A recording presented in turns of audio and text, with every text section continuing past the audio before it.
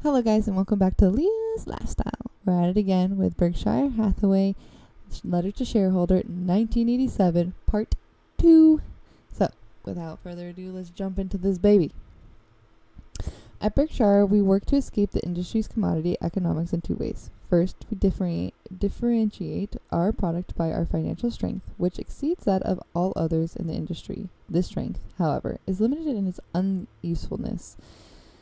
It means nothing in the personal industry field. The buyers of the auto or homeowner's policy is going to get his claim paid even if insurers fail, as many have. It often means nothing in the commercial insurance area when times are good. Many major corporate purchases of insurances and their brokers pay scant attention to the insurer's ability to perform under the more adverse conditions that may exist.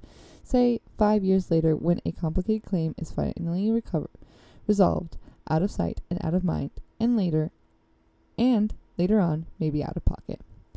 Periodically, however, buyers remember Ben Franklin's observation that it is hard for an empty sack to stand upright and recognize their need to buy promises only for insurers that have endured financial strength. It is then that we have a major competitive advantage when a buyer really focuses on whether a $10 million claim can be easily paid by his insurer 5 or 10 years down the road, and when he takes onto account the possibility the poor underwriting conditions may have conceded with depressed financial markets and defaults by reinsurers, he will find only a company he can trust. Our second method is hold on.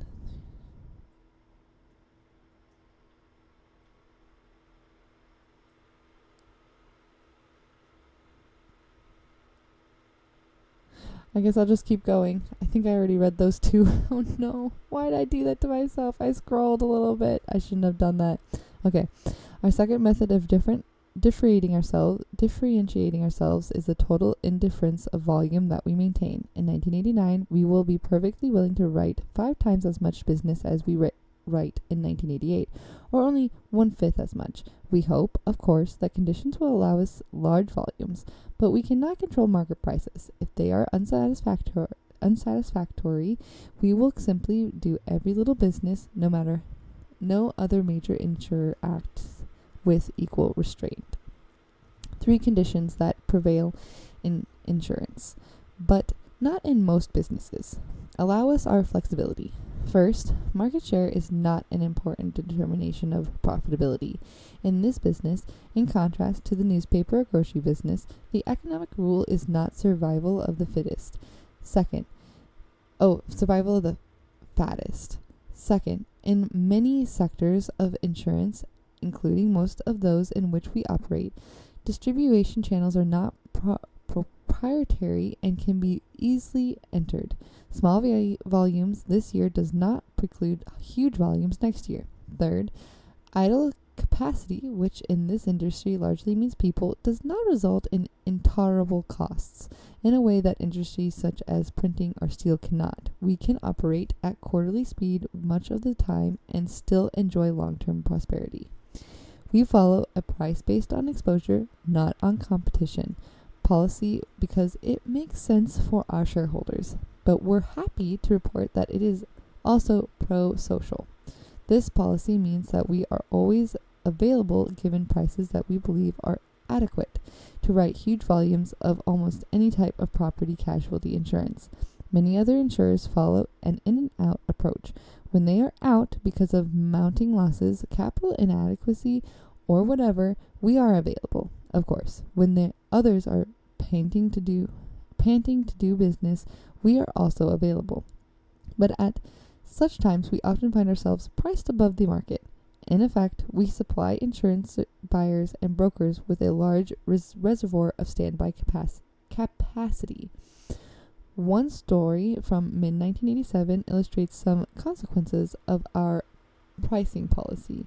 One of the largest family-owned insurance brokers in the country is headed by a fellow who has long been a shareholder of Berkshire. This man handles a number of large risks that are candidates for placement with our New York office. Naturally, he does the best he can for his client, and, just as naturally, When the insurance market softened dramatically in 1987, he found prices at other insurers lower than we were willing to offer. His reaction was, first, to place all of his business elsewhere, and second, to buy more stock in Berkshire. Had we been really competitive, he said, he would have gotten his insurance business, but he would not have bought our stock.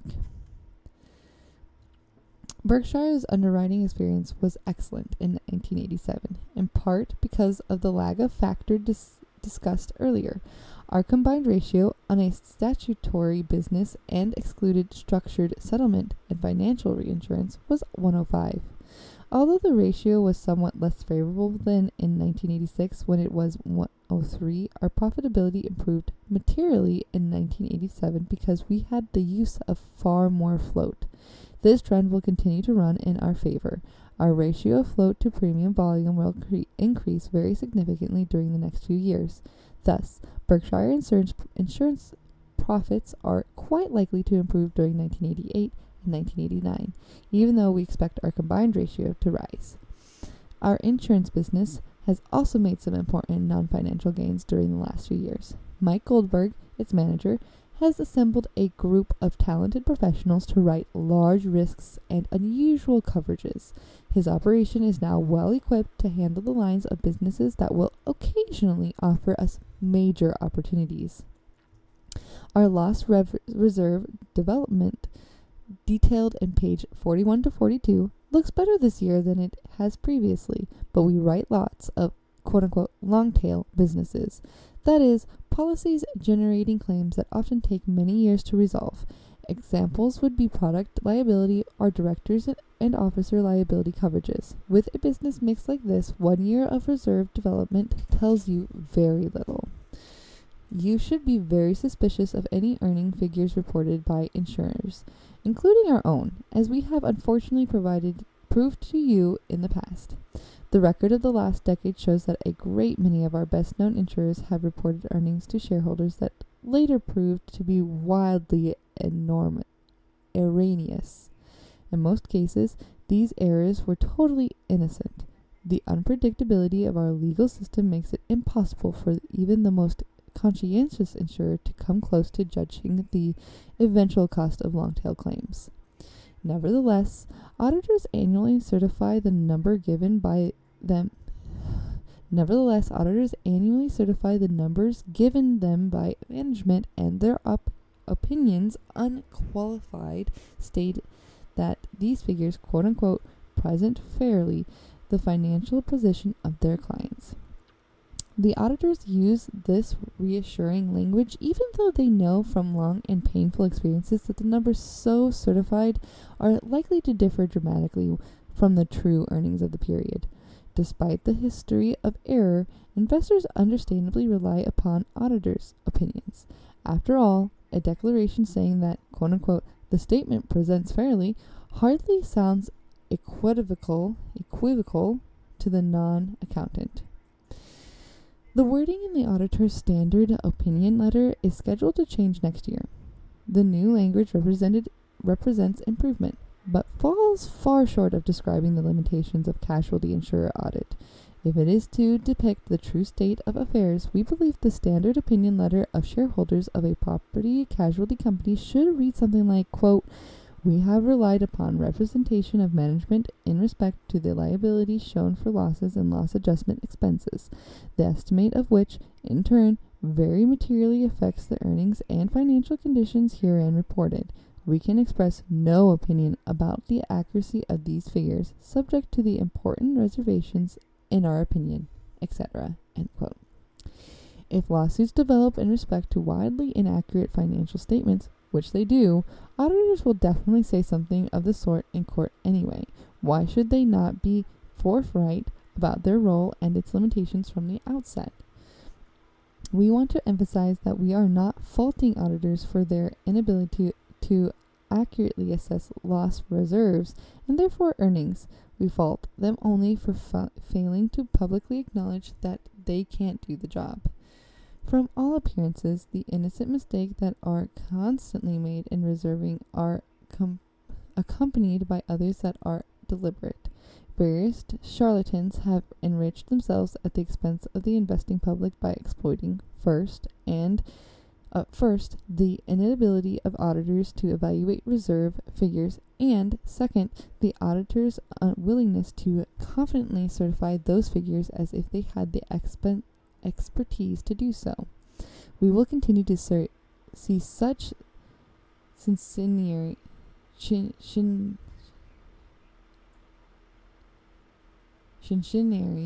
in the future. Chicanery. Shinsanary. The fuck is that word? Shinsanary. Chisanary.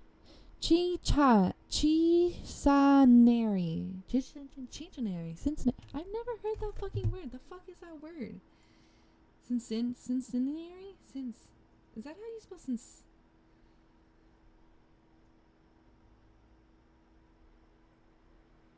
Why can't I spell it?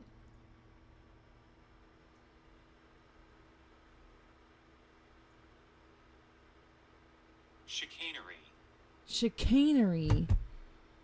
What the fuck? God damn it. Why are you using these kind of words? I swear he's trying to do it on purpose. We will continue to see such chicanery in the future, where quote-unquote earnings can be created by the stroke of a pen. The dishonesty will gather. For them, long-tail insurance is heaven. The audit wording we suggest would at least serve to put investors on guard against these predators.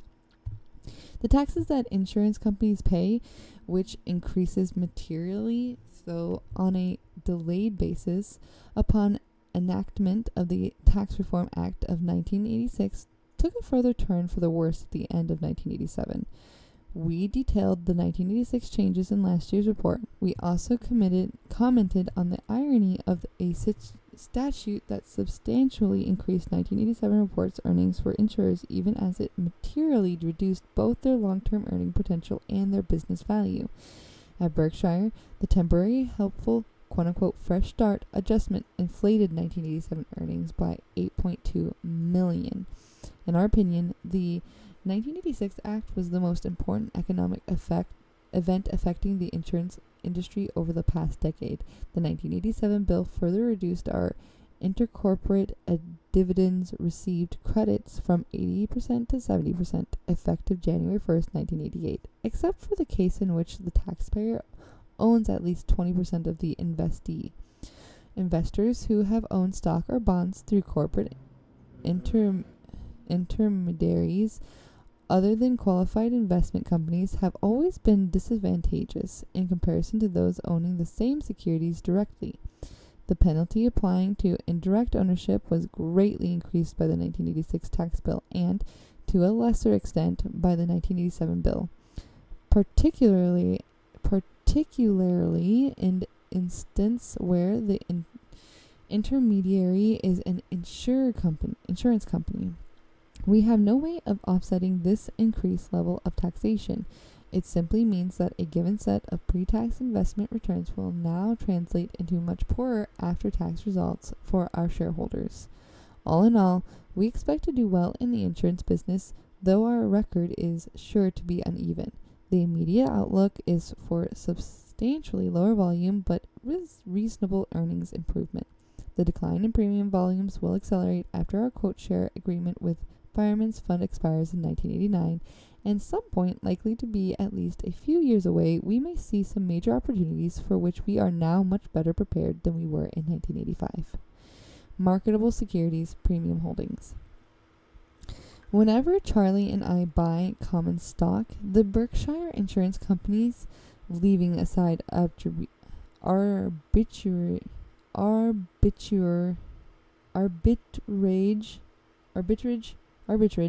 arbitrage. So sorry, I don't know why I can't speak today. Arbitrage purchases discussed later. We approach the transaction as if we were buying into a private business. We look at the economic prospects of a business, the people in charge of running it, and the price we must pay. We do not have in mind any time or price for sale. Indeed, We are willing to hold a stock indefinitely so long as we expect the business to increase in intrinsic value at a satisfactory rate. When investing, we view ourselves as businesses analysts, not as market analysts, not as microeconomic analysts, not even as security analysts. Our approach makes an active trading market useful, since it periodically presents us with mouth-watering opportunities, but by no means is it essential. A prolonged suspension of trading in the securities we hold would not bother us any more than does the lack of daily quotation on World Book of Fitchmere. Eventually, our economic fate will be determined by the economic fate of the business we own, whether our ownership is partial or total. Ben Graham, my friend and teacher, long ago described the mental attitude towards market fluctuation that I believe to be most conducive to investing success. He said that you should imagine market quotations as coming from a remarkably accommodating fellow named Mr. Market, who is your partner in a private business. Without fail, Mr. Market appears daily and names a price at which he will either buy your interest or sell you his. Even though the business that the two of you own may have economic characteristics that are stable, Mr. Market's quotations will be anything but. For, sad to say, the poor fellow has incurable emotional problems. At times he feels euphoric and can see only the favorable factors affecting the business. When in the mood, his name at a very high buy-sell price, because he fears that you will snap up his interests and rob him of immediate gains. At other times, he is depressed and can see nothing but trouble ahead for both the business and the world. On these occasions, he will name a very low price, and since he is terrified that you will unload your interests on him. Mr. Market has another endearing characteristic. He doesn't mind being ignored. If his quotation is uninteresting to you today, he will be back with a new one tomorrow. Transactions are strictly at your option. Under these conditions, the more manic depressive his behavior, the better for you. But, like Cinderella at the ball, you must heed one warning, or everything will turn into pumpkins and mice. Mr. Market is there to serve you, not to guide you. It is his pocketbook, not his wisdom, that you will find useful. If he shows up some day in a particularly foolish mood, you are free to either ignore him or to take advantage of him. But it will be disastrous if you fall under his influence. Indeed, if you aren't certain that you understand and can value your business far better than Mr. Market, you don't belong in the game. As they say in poker, if you've been in the game 30 minutes and you don't know who the patsy is, you're the patsy.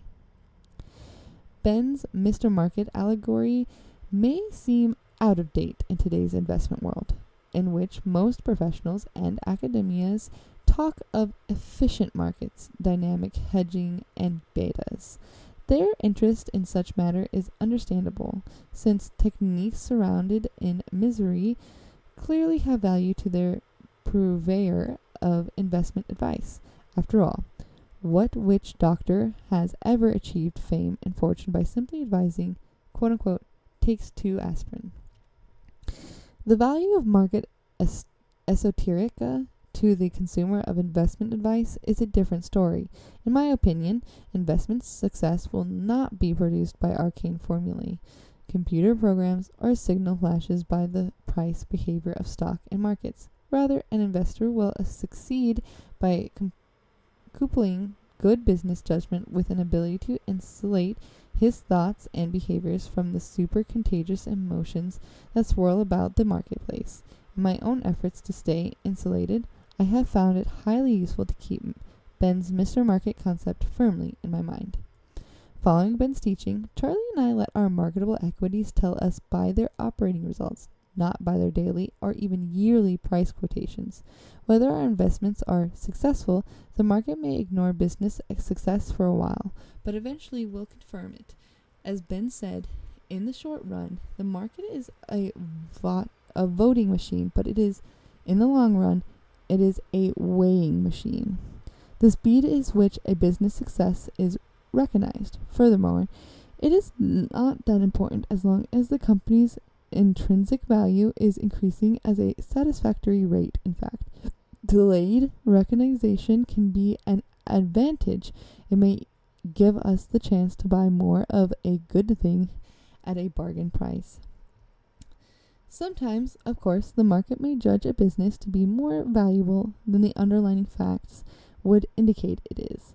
In such a case, we will sell our holdings. Sometimes also we will sell a security that is fairly valued or even undervalued because we require funds for a still more undervalued investment, or one we believe we understand better. We need to emphasize, however, that we do not sell holdings just because they have appreciated or because we have held them for a long time. Off Wall Street maxims, the most foolish may be, quote, "You can't go broke taking a profit," end quote. We are quite content to hold any securities indefinitely, so long as the prospect return on equity capital of the underlying business is satisfactory. Management is competent and honest, and the market does not overvalue the business. However, oh my God, sorry, Jesus, I don't know how that just happened. Anyways, since I'm going to be taking a mini break here. Alright. However, our insurance companies own 3 marketable common stocks that we would not sell even though they become far overpriced in the market. In effect, we view these investments exactly like our successful controlled business, a permanent part of Berkshire rather than merchandise to be disposed of once Mr. Market offers us a significantly high price. To that, I will add one qualifier. These stocks are held by our insurance companies, and we would, if possibly necessary, sell portions of our holdings to pay extraordinary insurance losses. We intend, however, to manage our affairs so that the sales are never required.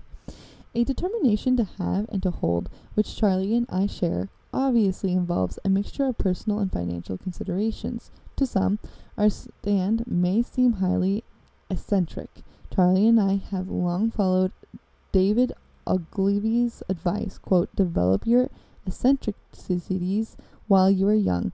That way, when you get old, people won't think you're going gaga," end quote. Certainly, in the transaction-fixed Wall Street of recent years, our posture must seem old. To many in the arena, both companies and stocks are seen only as raw material for trades. Our attitude, however, fits our personality and the way we Our attitude, however, fits our personalities and the way we want to live our lives. Churchill once said, quote, "You shape your house and then they shape you," end quote. We know the manner in which we wish to be shaped. For the reason we would rather achieve a return of X while associating with people whom we strongly like and admire than realize 110% of X, we exchange these relationships for uninteresting or unpleasant ones, and we will never find people we like and admire more than some of the main participants at the 3 companies our permanent holdings show below. Number of shares, name of the company, costs, and market. It has shares 3,000, capital, Cities ABC Inc., cost 517,500, market 1,035,000, shares 6,855,000, Geico Corporation 45,713 for cost, 756,925 for market, 1,727,765. The Washington Post Company cost 9,731, market 323,092.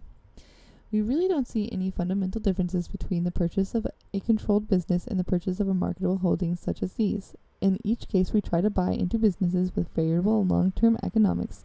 Our goal is to find an outstanding business at a sensible price, not a mediocre business at a bargain price. Charlie and I have found that making silk purses out of silk is the best that we can do. With sow's ears, we fail. It must be noted that your chairman always a quick study required only 20 years to recognize how important it was to buy good businesses.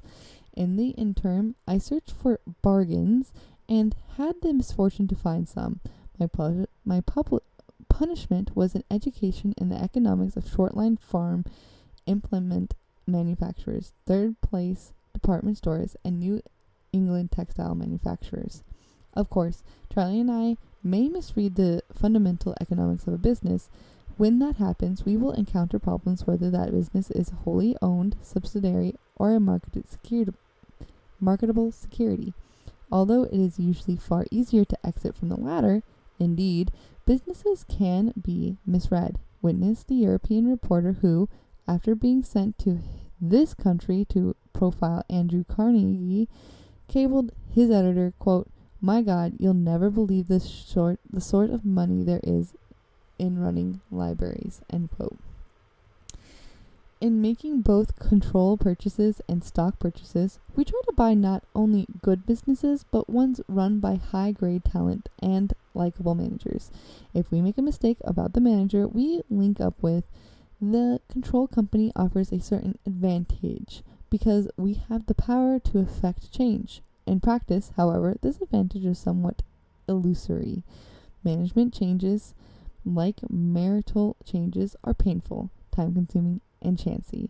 In any event, at our 3 marketable but permanent holdings, this point is moot. With Tom Murphy and Dan Barkey at Cap Cities, Bill Seidner and Louis Simpson at Geico, and Kay Graham and Dick Simmons at the Washington Post, we simply couldn't be in better hands.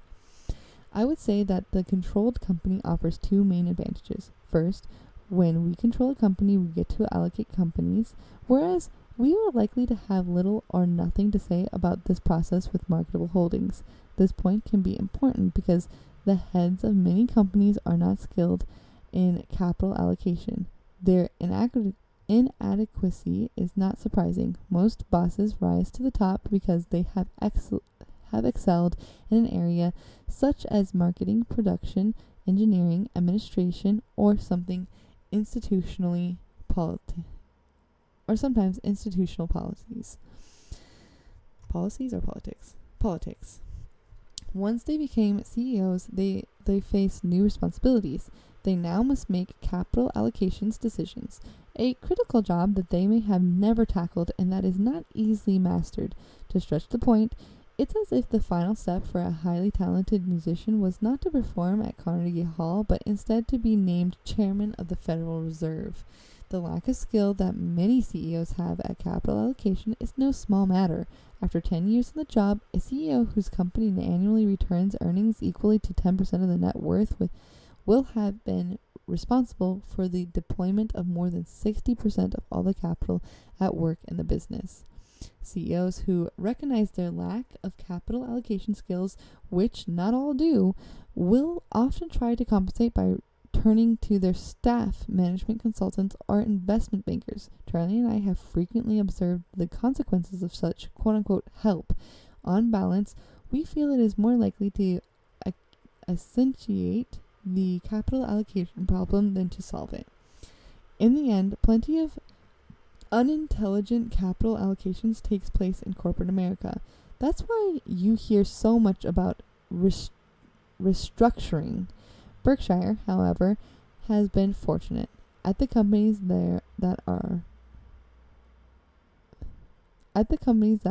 our major non-controlled holdings, capitals has generally been well developed and, in some cases, brilliantly so.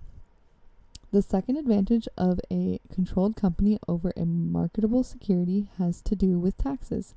Berkshire, has a corporate holder, absorbs some significant tax costs through the ownership of partial positions that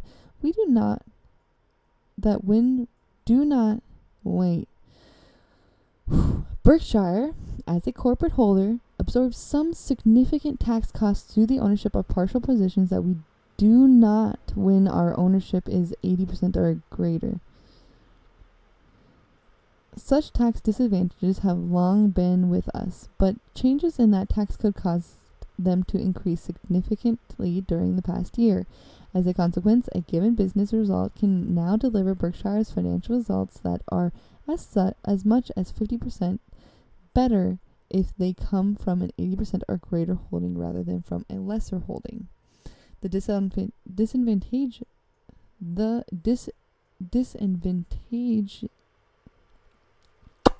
I can't speak. The disadvantages of owning marketable securities are sometimes often by a huge advantage. Occasionally, the stock market offers us the chance to buy non-controlling pieces of extraordinary businesses at truly ridiculous prices, dramatically below those commanded in negotiated transactions that transfer control. For example, we purchased our Washington Post stock in 1973 at $5.63 per share, and per share operating earnings in 1987 after taxes were $10.30. Similarly, our Geico stock was purchased in 1976, 1979, and 1980 at an average of $6.67 per share, and after-tax operation earnings per share last year were $9.01. In cases such as these, Mr. Market has proven to be a mighty good friend. An interesting accounting irony overlays a comparison of the report financial results of our controlled companies with those of the permanent minority holdings listed above.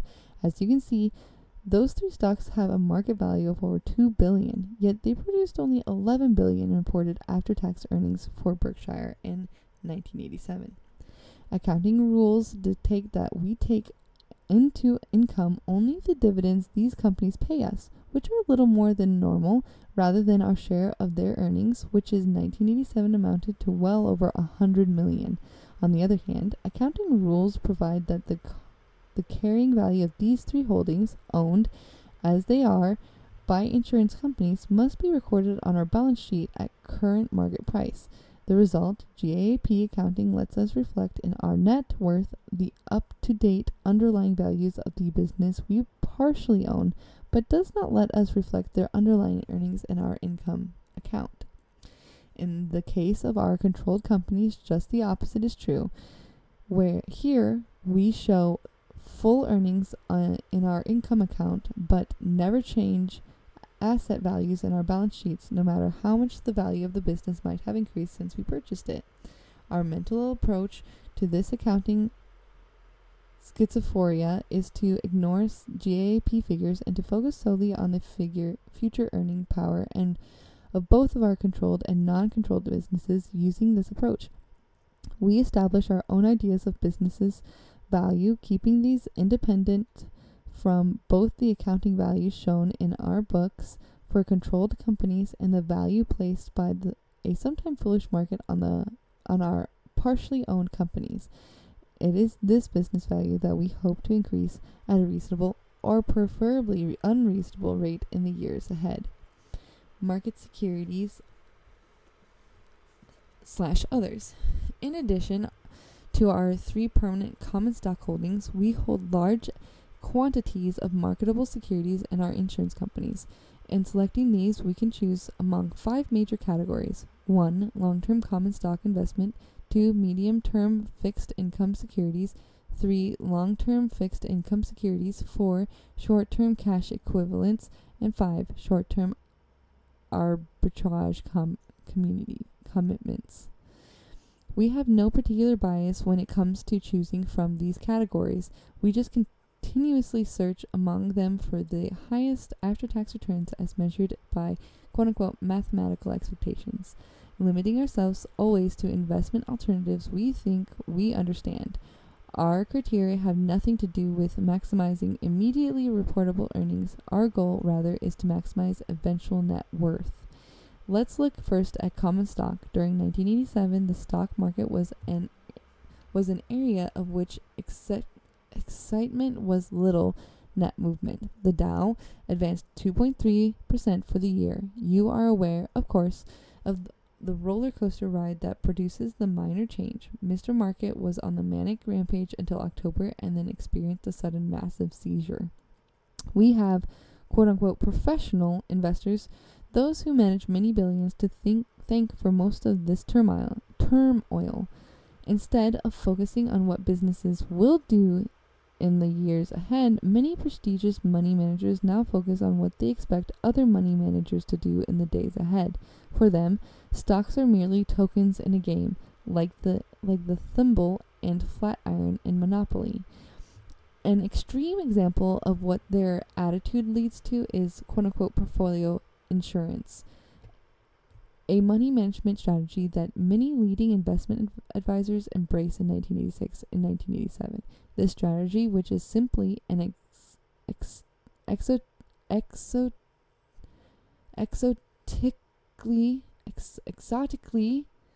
man, I'm really struggling with words today for some reason, exotically labeled version of the small speculator's stop-loss order, dictates that ever increasing portions of a stock portfolio or their index future equivalents be sold as price declines. The strategy says nothing else matters. A downtick of a given magnitude automatically produces huge sell orders. According to the Brady report, 60 million to 90 billion of equities were poised on this hair trigger in mid-October 1987. If you've thought that investment advisors were hired to invest, you may be bewildered by this technique. After buying a farm, would a rational owner next order his real estate agent to start selling off pieces of it whenever a neighboring property was sold at a lower price? Or would you sell your house to whatever bidder was available at 9:31 on some morning merely because at 9:30 a similar house was sold for less than it would have brought on the previous day? Moves like that, however, are what portfolio insurance tells a pension fund or university to make when it owns a portion of enterprise such as Ford or Generic Electric. The less these companies are being valued at, says this approach, the more vigorously they should be sold.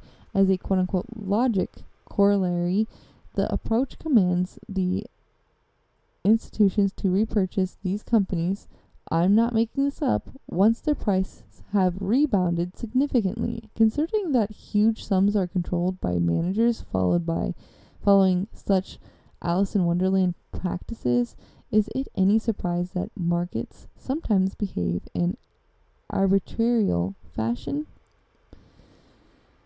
Oh my gosh. Okay. I guess we're going to do a part 3. If you're finding this on YouTube, don't forget to like, share, and subscribe. Hit that bell icon down below so that way you know every single time when I post. And leave a comment. Is me messing up these silly words giving you an issue? Because it's giving me an issue. Until tomorrow for part 3.